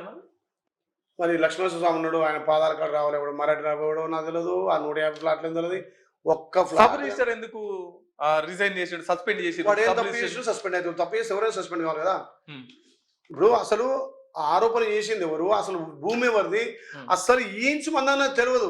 నా బినామీలు పేర్లు పెట్టి మరీ చెప్తున్నా. మరాఠీ రవి కొలన్పాక 129 ప్లాట్లు నైటే చేసేసి మీరు అమ్మేసినారంట. అందులో సబ్ రిజిస్టర్ ని సస్పెండ్ చేసినారు. అరే తప్పు చేసిన ఎవరైనా సస్పెండ్ అవుతాడు, కానీ తప్పు ఎవరు చేయించిండు, ఎవరు చేసిరు, అసలు ఆ భూమి ఎవరిది? మీరు 129 ఫ్లాట్లు అంటారు కదా, ఒక్క గజం కనుక నాకు సంబంధం ఉంటే నేను దేనికైనా సిద్ధము. ఆ మరాఠీ రవి పట్టుకరా అండి, కొన్నోని పట్టుక. ఆ కొన్నోడు ఎవరు నాకే తెలియదు, అమ్మినో నాకు తెలియదు, నా మీద వేస్తే ఎట్లుంటది? అంటే బీర్లైలా ఎదుగుతుండు, ఇంత బురదేస్తే అది అందుకుని మీరు బురదేసినా రాళ్ళు వేసినా నాకు అవి పూలు అవుతున్నాయి, నాకు పూల బాట అవుతుంది. నా ప్రజలు నన్ను అర్థం చేసుకున్నారు.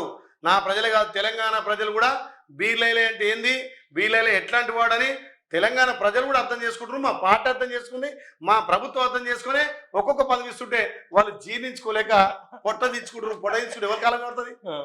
వాళ్ళ పొట్ట వాళ్ళ కాలం పడుతుంది కదా. ఏదైనా అడిగితే వాళ్ళు ఓర్చుకోలేదు తనమన్నా. అంటే నేను ఏమంటున్నా తమ్ముడు, ఈ రోజు వరకు కూడా నువ్వు అన్నటువంటి క్రషర్ విషయంలో సీలింగ్ భూమినా నేను దాని చర్చకు సిద్ధం.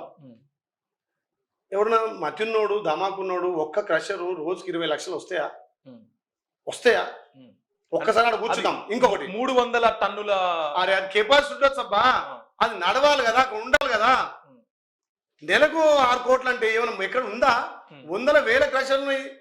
సంవత్సరానికి 72 కోట్లు అంటే అదే అన్నందిని మాట్లాడుతుండా. ఇదొక్కటి క్రషర్ నేను ఛాలెంజ్ చేస్తున్నా. అది గవర్నమెంట్ భూమి కాదు, ప్రైవేట్ ల్యాండ్, ప్రైవేట్ వాళ్ళు పెట్టుకున్నారు. అదే జయరామ్ రెడ్డి గారు అక్కడ ఏరియాలో ల్యాండ్ ఉంది కాబట్టి నేను ఒక ఎమ్మెల్యే కాబట్టి పోయి ఓపెన్ చేయడానికి పోయినాము. రెండోసారి రీఓపెన్. ఫస్ట్ చేస్తే ఆయన చనిపోయిన తర్వాత పెండింగ్ అయింది. తర్వాత ఒక అతను తీసుకున్నాడు, అతడు పిలిస్తే మేము పోయింది వాస్తవం. ఆ క్రషర్ కూడా అన్ని నామ్స్ ప్రకారం ఉన్నాయి. ప్రభుత్వ భూమి కాదు, వాళ్ళ ప్రైవేట్ భూమి. దానికి చర్చం. ఇప్పుడు నువ్వు అన్న 120 ఫ్లాట్లు కదా, ఒక్క గజం ఉన్నా నేను దేనికైనా సిద్ధం. అసలు ల్యాండ్ సంబంధం లేదు, అది ఏది తెలియదు. అమ్మినంతో ఒక మాట మీరు అనిపిరి, నష్టపోయినంతో ఒక దమ్ముంటే ఒక మాట అనిపిరి. ఎవడైనా భూమి కోల్పోయినాడు, నాది ఒక గుంట అన్నా ఒక గజం అన్న బీలేలో తీసుకున్నాడంటే అన్ని ఒక్కటి కూడా నిరూపించలేదు తమ్ముడు. మాసాయిపేటలో విజయేందర్ రెడ్డి మీ మీద కేసు కోర్టులో నడతలేదన్న, ఆయన భూమి మీరు కబ్జా పెట్టేసి అమ్ముకున్నారని. నాకు ఏ కేసు లేదు. మాసాయిపేట విజయేందర్ రెడ్డి లేదు, ఏ కేసు భూముల విషయంలో నాకు కేసే లేవు. ఓకే, నువ్వు చూడు, ఉంటే ఎఫ్ఐఆర్ ఉంటుంది కదా, నా మీద కేసు ఎక్కది. నాకే 100 ఎకరం అంటే వాని భూమి నేను కమ్ముకుంటాము, నాకేం అవసరము? రేపు కావాలంటే గవర్నమెంట్ 10 ఎకరాలు ఇస్తా, రేపు నీకు కావాలంటే ఎకరం ఇస్తా. అతను ల్యాండ్ బ్యాంక్ ఉంది, నా కంపెనీ భూమి ఉంది. అరే వాడిని రమ్మను, విజయేందర్ రెడ్డి ఇలా ఫోన్ అన్నావు కదా పేరు, ఆయనే ఫోన్ చేసి నా ల్యాండ్ తీసుకున్నాడు నాకు అన్నావు. మేమేమిందంటే గతంలో ల్యాండ్ కొని ల్యాండ్ కంపెనీకి ఇచ్చేది. మాది ఎస్వైఎల్ఎస్ ఆగ్రో డెవలపర్స్ అని ప్రైవేట్ లిమిటెడ్ కంపెనీ ఉంది. మా కంపెనీ కొనుగోలు చేసి మేము కంపెనీకి ఇచ్చేది. ఆ క్రమంలో మేము భూములు కొన్నామని తప్ప ఏ ఒక్క రైతు కానీ ఏ ఒక్కరిది కానీ ఎకరం మేము తీసుకున్నట్టు ఈ రోజు ప్రూఫ్ చేసినా నేను దేనికైనా సిద్ధం. మీ క్యూ న్యూస్లో వచ్చి కూర్చుంటా. గతంలో కూడా క్యూ న్యూస్ తీర్మానం వల్ల కూడా నా మీద అన్నాడు, ఏ లేచింది అన్న నువ్వు నీ ఫ్యామిలీ రా, నేను నా ఫ్యామిలీ కోసం పాదాల కాడ పోడదంతా దమ్ముంటే అని చెప్పిన. అడే వీకిండు మళ్ళా రాలే, అడే వీకిండు. బీసీ అంటే నా మీద బీసీ నేను చెప్పిన.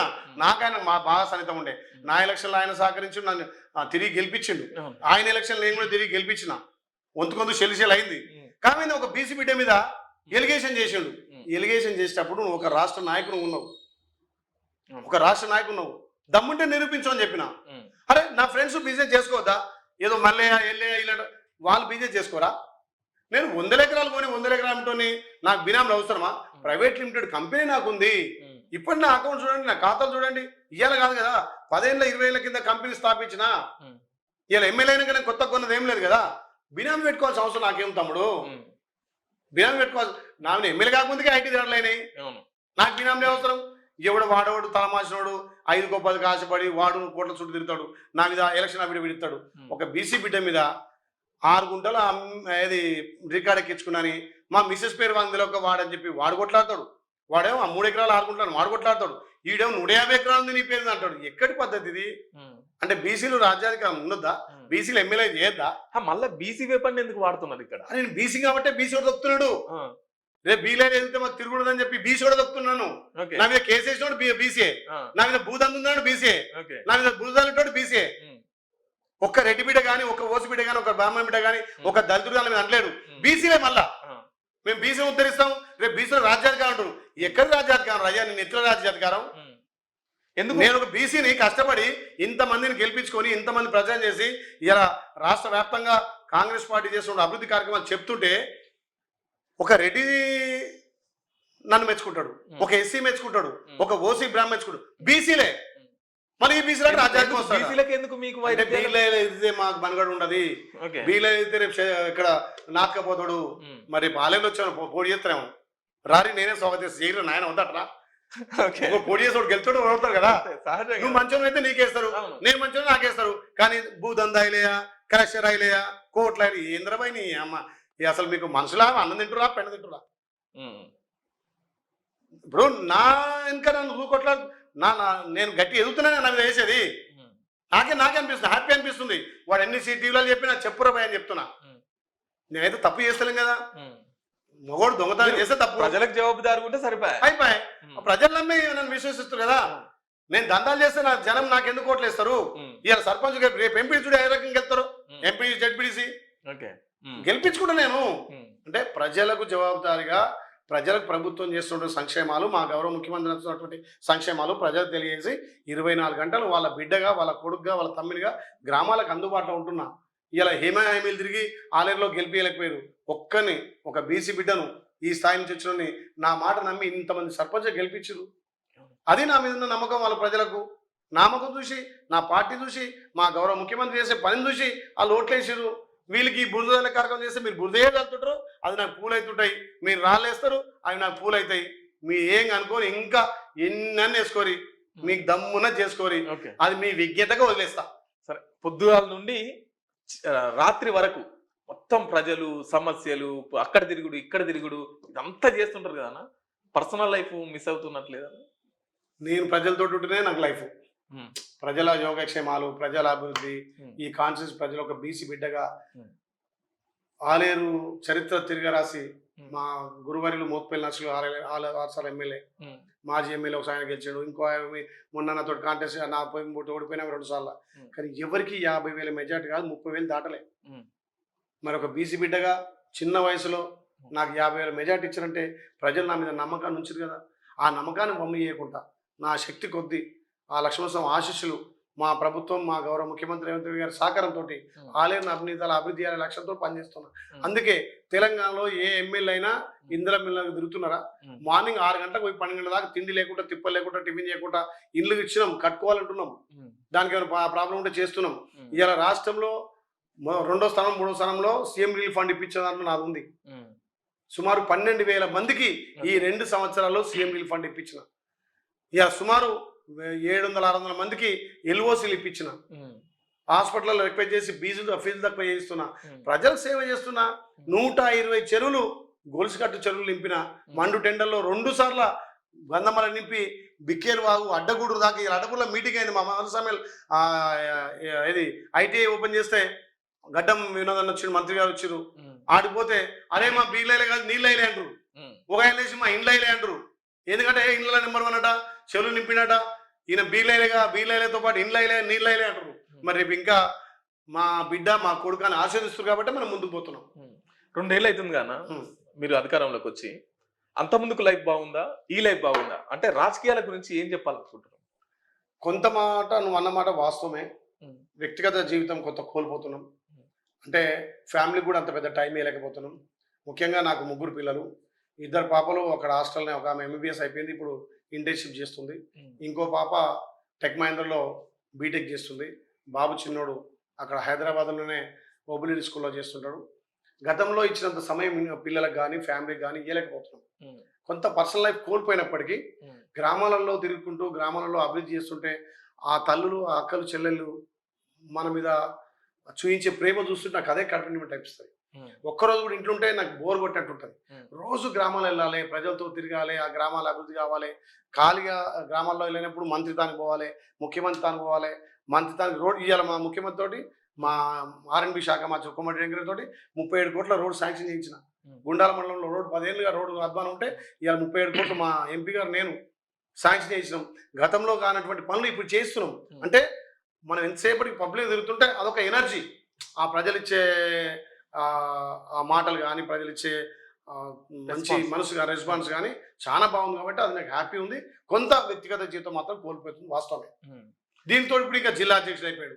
మా పిసిసి, మా మహేష్ అని ఇచ్చే ఆ కార్యక్రమాలు, ఆ ఎన్ఆర్ఈజెస్ మీద ఎంజీఎన్ఆర్ తీసేసి బివి రామ్జీ అని పెట్టిరు. అంటే మహాత్మా గాంధీ పేరు తొలగించాలని చెప్పి చూసారు. కానీ మహాత్మా గాంధీ ఒక భారతదేశ పౌరుల గుండెల్లో కాదు, ప్రపంచవ్యాప్తంగా మహాత్మా గాంధీ ఉన్నాడు. గాంధీ కుటుంబం అంటే త్యాగాల కుటుంబం. వాళ్ళ సంపద, వాళ్ళ జీవితం అంతా త్యాగం చేసి ఇలా భారతదేశం నెహ్రూ వల్ల ఈ స్థాయికి డెవలప్ అయింది. అలాంటి కుటుంబాన్ని పేరు తీసేయాలంటే కుటుంబం దాని మీద ఉద్యమం చేస్తున్నాం. కేంద్రం ఏదైతే నుంచి ఏదో మొన్న చేస్తున్నట్టున్నారు కదా, మొన్న ఫ్లే కార్డుతో ధరించడం, ప్రతి గాంధీ స్టాచ్యూ గారు నిరసన తెలిపినాం. ప్రభుత్వాన్ని ఎక్కడికక్కడ కేంద్ర ప్రభుత్వాన్ని ఎండగడుతున్నాం. తప్పకుండా ఇంకా ఉధృతం చేస్తాం. మళ్ళీ గాంధీ పేరు ఖచ్చితంగా ఉండే విధంగా. ఎందుకంటే యూపీఏ చైర్పర్సన్ గా సోనియా గాంధీ గారు, అప్పటి ప్రధానిగా మన్మోహన్ సింగ్ గారు తీసుకొచ్చినటువంటి ఎంజీఎన్ఆర్ఈస్ అంటే పనికి ఉపాధి హామీ పథకం. ఏ గ్రామంలో వాళ్ళు ఆ గ్రామంలో పని చేసుకోవాలి, వలసలు పోవద్దు, దేశం విడిచి రాష్ట్రం విడిచిపోవద్దు, ఆ గ్రామాలనే వాళ్ళకి పని కలిపే లక్ష్యంతో పెట్టినటువంటి స్కీము. పేద ప్రజలు 3 పూటలు అందింటున్నట్టు ఇలా పనికార పథకంతో గ్రామాలలో కొంత ఉపాధి హామీ పథకం దొరుకుతుంది. దాన్ని కూడా తీసేస్తాం. దాన్ని ముఖ్యంగా గతంలో 90% కేంద్రం నిధులు ఉండేది, 10% రాష్ట్రం భరించేది. దాన్ని కాస్త తగ్గించి 40% రాష్ట్రం, 60% కేంద్రం. అంటే ఇలా మన రాష్ట్రం 10 ఏళ్ళుగా పని దినాలు పెంచారు కదా, 125 రోజులు చేసారు కదా. పని దినాలు పెంచినా రాష్ట్రం మీద భారం పడుతుంది. 1000 కోట్ల అప్పు పడుతుంది ఆ పనులు. అంటే రాష్ట్రం పెట్టుబడి 40 పెట్టకపోతే కేంద్రం 60 ఇయ్యదు కదా. అంటే మన డబ్బులు లేకపోతే కేంద్రం పని కాదు కదా. అందుకే పాత సిస్టమ్ 10-90, కేంద్రం 90 ఇవ్వాలి, రాష్ట్రం 10 పెడుతుంది. ఇప్పుడు 60 కేంద్రం ఇచ్చి 40 అంటే రాష్ట్రం 40 లేవు. మన రాష్ట్రాన్ని పూర్తిగా కేసీఆర్, ఆయన కుటుంబ సభ్యులు దాచుకుని అప్పుల తెలంగాణ చేసారు. ఇవాళ మిగులు బడ్జెట్ 16,000 కోట్లతో వాళ్ళకి ఇస్తే 8,000 కోట్ల అప్పుతో మనకి ఇచ్చారు. అప్పున్నా ఇలా రైతులకు రుణమాఫీ చేసినాం, అప్పున్నా ఇందిరా మిల్లు ఇస్తున్నాం, అప్పున్నా మహిళలకు వడ్డీల రుణాలు ఇస్తున్నాం, మహిళలకు ఉచిత ఆర్టీసీ ఇస్తున్నాం, పేదోడికి 200 యూనిట్ల ఉచిత విద్యుత్ ఇంటికి ఇస్తున్నాం, 24 గంటల కరెంటు రైతులకు అందిస్తున్నాం, రైతు పండించిన పంట కొనుగోలు చేసే 3 రోజులనే అలా ఖాతాలు ఇస్తున్నాం, మహిళలకు సోలార్ ప్యానెల్, ఆర్టీసీ బస్సుల కోనర్లు, ఇలా పెట్రోల్ బంకుల కోనర్లు చేస్తున్నాం. 1 కోటి మంది మహిళలను 1,60,000 లక్ష్యంతో మా ప్రభుత్వం ముందుకు పోతుంది. గతంలో ఆ ప్రభుత్వం 6 గ్యారెంటీలను అమలు చేస్తలేరు కదా. అరే 6 గ్యారెంటీలో లేదు, బస్సు లేదా, 200 యూనిట్ల కరెంట్ లేదా, 500 గ్యాస్ లేదా, ఉన్నాయి చెప్తా. రుణం అంటే ఒక్కొక్కటిగా చేసుకుంటూ పోతున్నాం తమ్ముడు. నేను ఏమంటున్నా, వాళ్ళు 2,500 రూపాయలు అందరికి 500 రూపాయల బోనస్ వాళ్ళ లేదు, సన్న అరే 70,000 ఉద్యోగాలు ఇచ్చినాము. వాడు ఇంటికో ఉద్యోగం ఉన్నాడు, కనీసం రాష్ట్రానికి ఒక ఉద్యోగం కూడా ఇవ్వకపోయా కదా. వాళ్ళంటే 4 మీ ముఖ్యమంత్రి 50 అంటున్నారు, మీరు 70 అంటున్నారు. ఫస్ట్ దశలో 60 ఇచ్చినాం, మళ్ళీ 10 ఇచ్చినాం, 60 నుంచి 70కి వచ్చింది. మళ్ళీ పోలీస్ కానిస్టేబుల్ 15,000 దాకా నింపే కార్యక్రమం మా సిపి సుధీర్ బాబు గారు చెప్పడం జరిగింది. ఎక్కడ కూడా మేము ఇచ్చేది తప్పలేం. కాకపోతే రాష్ట్ర ఆర్థిక పరిస్థితి తక్కువ ఉంది కాబట్టి ఒక్కొక్కటిగా వాళ్ళు చేసిన అప్పులు, వాళ్ళు చేసిన తప్పులు సర్దిద్దుకుంటూ, వాళ్ళు చేసిన అప్పులకు మేము వడ్డీ కడుతున్నాం కదా. వడ్డీ కట్టుకుంటూ రైతులకు, ధనిక రాష్ట్రంలో తమ్ముడు 1,00,000 రూపాయలు రుణమాఫీ చేయలే, పావులా చేసిండు. మా ముఖ్యమంత్రి గెలవగానే, ప్రజాప్రభుత్వం రాగానే రైతులందరికీ 2 లక్షల రుణమాఫీ చేసిండు. సన్నోట్లకు 500 బోనస్ ఇస్తున్నాం. గతంలో ఒడ్లు అమ్మితే నెలకు పైసలు పడేది. ఇలా ఒడ్లు కొన్న 3 రోజుల్లో వాళ్ళ ఖాతా డబ్బులు పడుతున్నాయి. ఇలా మహిళలు ఎంత సంతోషంగా ఉన్నారు. ఆర్టీసీ బస్సులు ఉచితంగా ప్రయాణం చేస్తున్నారు. దానికి కొన్ని కొత్త బస్సులు కొని ఇంకా గ్రామాలలో బస్సులు కూడా పునరుద్ధరిస్తున్నాం. ఆ బస్సులు మహిళా సంఘాల పేరు మీద కొనుగోలు చేస్తున్నాం. బస్సు ఉచితం ఇచ్చడంతో పాటు మహిళలకు బస్సులను ఓనర్లను మహిళలు చేస్తున్నాం. ఇది ప్రజాప్రభుత్వం, గౌరవ ముఖ్యమంత్రి రేవంత్ రెడ్డి నేతృత్వంలో. అప్పుడు ఏమన్నాడు ఏది కేసీఆర్, నాకు అధికారం ఇస్తే డబుల్ బెడ్రూమ్ కట్టిస్తా, కాంగ్రెస్ వచ్చే 70 ఇళ్ళు ఎట్లున్నాయి, అల్లుడు స్థిరం అనుకోవాలి, బెడ్డేయడం అనుకోవాలి, కోడలేను అన్నాడు, అల్లుడు లేవని తెలంగాణ పోయడానికి ఆట పోయడానికి జాగుండాలన్నాడు, అవన్నీ ఎడిపోయినాయి.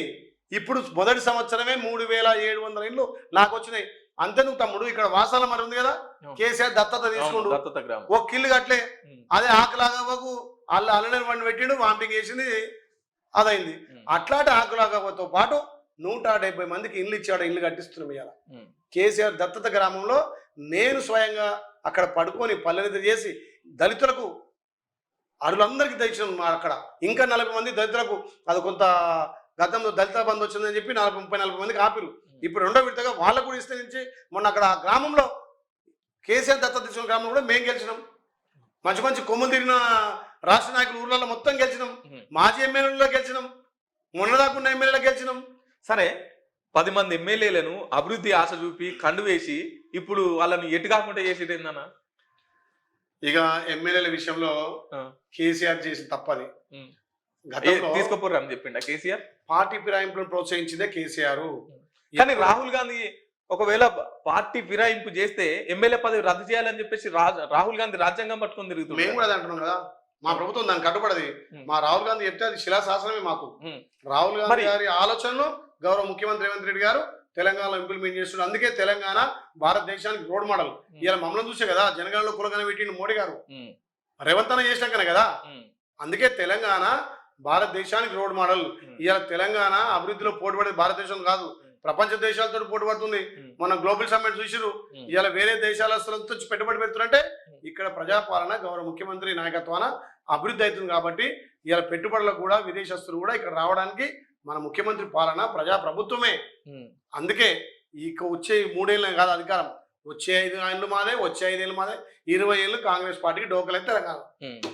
ఇప్పుడు నెక్స్ట్ 2 తారీఖు నుంచి జరగబోయే అసెంబ్లీ ఎన్నికల్లో కేసీఆర్ గారు వస్తారంటారా, రారంటారా? మీరు ఆహ్వానం పంపిర్రా? వస్తే ఎట్లుంటది, రాకపోతే ఎట్లుంటది? ఏమంటున్నా, రావాలని కోరుకున్నా. అసెంబ్లీ స్టార్ట్ అయ్యే ముందు నేను ఒక విప్ గా మీడియా పాయింట్ దగ్గర మాట్లాడినా. పెద్దలు మాజీ ముఖ్యమంత్రులు 10 ఏళ్ళు ధనిక రాష్ట్రానికి ముఖ్యమంత్రిగా ఉండి అప్పులు చేసిండు. సరే అయ్యా, మరి మీ టైంలో కృష్ణా వాటా నీళ్ళింది, గోదావరి వాటా నీళ్ళింది, మరి గతంలో 299 టీఎంసీలు చాలు కృష్ణా నీళ్ళు అని చెప్పి నువ్వు అగ్రిమెంట్ ఇచ్చి రాసిన సంతకాలు ఉన్నాయి. 49 టీఎంసీలు చాలని రాసిన సంతకాలు ఉన్నాయి.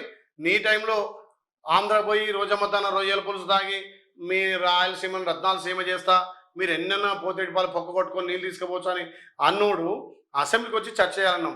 నేను 10 గంటలకు ప్రెస్ మీట్ పెట్టి మీడియా పాయింట్ మాట్లాడి లోపల పోయినా, ఒక్క నిమిషం వచ్చిండు స్పీకర్ గారు లేచి చనిపోయిన వాళ్లకు సంతాప సభ అనగానే తుర్రు అన్నాడు. అరే 2 నిమిషాలు కూర్చోలేవా? నీ న్యాయంలో మాజీ మంత్రివర్యులు రామిరెడ్డి దామోదర్ అంటే ఒక టైగర్, ఆయన టైగర్ అనే బిరుదుంది. అలాంటి వ్యక్తి చనిపోతే సంతాప సభ కూడా ఒక మాజీ ముఖ్యమంత్రిగా, ఒక రాష్ట్ర నాయకునిగా, ఒక ప్రతిపక్ష నాయకుడిగా సంతాప సభ అంటే ఒకటి నీకు చెప్పాలి తమ్ముడు. ఆయనకు దళితులంటే నమ్మకం లేదు, దళితులంటే గౌరవం లేదు, దళితులను దళిత ముఖ్యమంత్రి అన్నాడు, దళిత 3 ఎకరాలను దళితులను ఏదో చేస్తున్నాడు.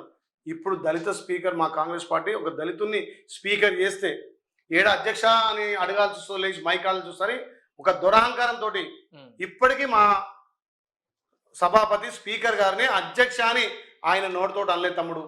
అంటే కేసీఆర్ అహంకారం, కేటీఆర్ బలుపు.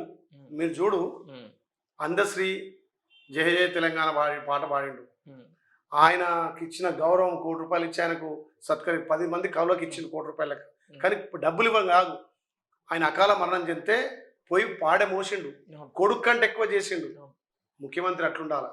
ఒక రెడ్డి బిడ్డ అయ్యిండు కూడా, ఒక దళితుడు చనిపోయినా, ఒక పేదోడు చనిపోయినా కులాన్ని పక్క పెట్టి, అధికారాన్ని పక్క పెట్టి సామాన్య మానవుడు లెక్కొచ్చి ఇలా అందశ్రీ గారు అంత్యక్రియలు చనిపోయినప్పుడు కూడా అదొకటి.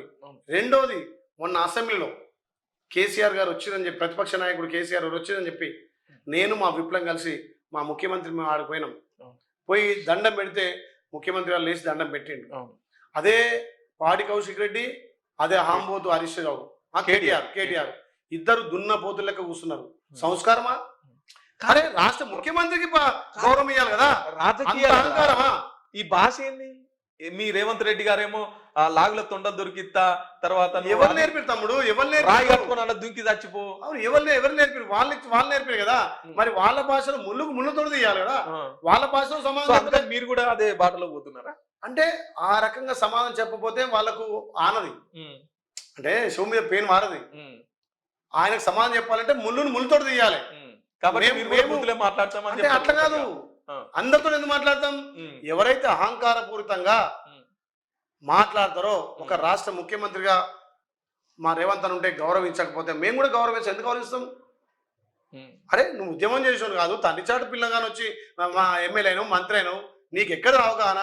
నువ్వు ఒక ముఖ్యమంత్రి పట్టుకొని అనే స్థాయి నీకు ఎక్కడిది? ఉమ్, ఒక ముఖ్యమంత్రి మీద మాట్లాడే మాటలేనా? ఉమ్. అందుకే మేము కూడా ఎదురుదాడి చేయాల్సి వస్తుంది, తప్పదు. ఓకే. అరే దాడికి ప్రతిదాడి ఉంటుంది కదా. అవును.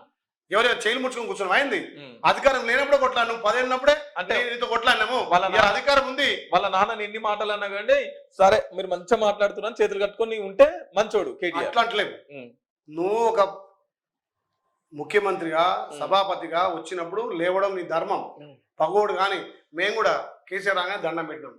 తప్పేముంది? 10 ఏళ్ళు ముఖ్యమంత్రిగా, ఒక రాష్ట్ర నాయకుడిగా, సరే అప్పులు చేయొచ్చు, తప్పులు చేయొచ్చు, కానీ గౌరవం ఇంపార్టెంట్. సభ అది తెలంగాణ 4 కోట్ల ప్రజలకు ఒక దేవాలయం అసెంబ్లీ. అంటే ఆ దేవాలయంలో చర్చ చేయనోడు ప్రతిపక్ష నాయకుడు ఎందుకు? జీతం కోసం వచ్చిండు, పదవి కోసం వచ్చిండు, సంతకం పెట్టిండు, పారిపోయిండు. రేపు కూడా 2 తారీఖు నుంచి రమ్మంటున్నాం. నీళ్ళ మీద చర్చిద్దాం, నిధుల మీద చర్చిద్దాం, ఎన్ఆర్జీఎస్ ఉపాధి పథకం మీద చర్చిద్దాం, నువ్వు వేసిన అప్పుల మీద చర్చిద్దాం, నువ్వు వేసిన తప్పుల మీద చర్చిద్దాం. ఇప్పుడు ఈ 2 నెలల్లో మేము చేస్తున్నటువంటి అభివృద్ధి మీద చర్చిద్దాం. గౌరవ కేసీఆర్ గారు రమ్మంటున్నాం, మాట్లాడమంటున్నాం, మీకు గౌరవం ఇస్తాం. మీకు మా స్పీకర్ను, మన స్పీకర్ను అధ్యక్ష అని పిలిచి మైక్ తీసుకో. ఎవరొద్దంటారు? ఈ 42% బీసీలకు సంబంధించిన అంశం ఏమన్నా అసెంబ్లీలో మాట్లాడే అవకాశం ఉందా? చర్చకు వస్తుంది తప్పకుండా. మొన్న ఏంటంటే రాష్ట్ర కేంద్రం నుంచి రావాల్సిన నిధులు ఆగిపోతున్నాయి. గ్రామాల్లో సర్పంచ్ లేకపోతే గ్రామాల అభివృద్ధి కుంటుపడుతుంది. గ్రామాలే పట్టణాలకు పట్టకొమ్మలు కాబట్టి గ్రామాలలో తప్పని పరిస్థితిలో ఎలక్షన్ పెట్టాల్సి వచ్చింది. రేపు ఎంపీడీసీ, జెడ్పీడీసీ ఇవి కూడా ప్రతిపక్షాలతో చర్చించి తప్పకుండా బీసీలకు 42% ఇవ్వాలనే ఒక దృఢ సంకల్పంతో గౌరవ ముఖ్యమంత్రి ఉన్నారు కాబట్టి తప్పకుండా ఆ రకంగా ముందుకు పోతాం. సో చివరిగా తెలంగాణ ప్రజలకు కావచ్చు, మీ నియోజకవర్గ ప్రజలకు కావచ్చు, ఏం చెప్పాలంట? తెలంగాణ ప్రజలకు, ఆలేరు ప్రజలకు నూతన సంవత్సర శుభాకాంక్షలతో పాటు సంక్రాంతి శుభాకాంక్ష తెలియజేస్తూ, ఈ గడిచిన సంవత్సరం అందరికీ మంచి జరిగింది. వచ్చే 2026 కూడా అందరికి మంచి జరగాలని కోరుకుంటూ, ఈ 2026లో ప్రజాప్రభుత్వం గౌరవ ముఖ్యమంత్రి రేవంత్ రెడ్డి గారి నేతృత్వంలో రాష్ట్రం బాగుండాలి, రాష్ట్రంలో సమృద్ధిగా వర్షాలు పడాలి, అభివృద్ధి జరగాలి. ముఖ్యంగా నన్ను నమ్ముకొని నా మీద భరోసాతో నన్ను 50,000 మెజార్టీ గెలిపించిన ఆలేరు ప్రజలకు నేను అన్ని విధాలు అండ ఉండి, ప్రభుత్వంతో, గౌరవ ముఖ్యమంత్రితోటి, మంత్రులతోటి, అందరితోటి చనుగా ఉండి ఇంకా ఆలేరుని అన్ని విధాలు అభివృద్ధి చేస్తానని మాటిస్తూ, ఆలేరుకి ఎప్పుడు నేను రుణపడి ఉంటా. ఆలేరుకు నేను సేవకుడిని, ఆలేరుకు నేను ఒక సేవకుడిగా ఇంకా సేవ చేస్తా. ప్రజలు ఆశ్రయించిన రోజులు సేవ చేయడానికి ఆ స్వామివారి ఆశీస్సులతోటి ఆలయాన్ని అభివృద్ధి చేస్తా అని చెప్పి మీ క్యూనిస్ ద్వారా తెలంగాణ ప్రజలకు, ఆలయ ప్రజలకు తెలియజేస్తున్నా. ఓకే, థ్యాంక్ యూ అన్న, Thank you తమ్ముడు, thank you. మా కోసం ఇచ్చినందుకు. సో చూసారు కదండి, ఇది ఇవాల్టి స్పెషల్ ఇంటర్వ్యూ. చూస్తూనే ఉండండి క్యూనిస్. Thank you.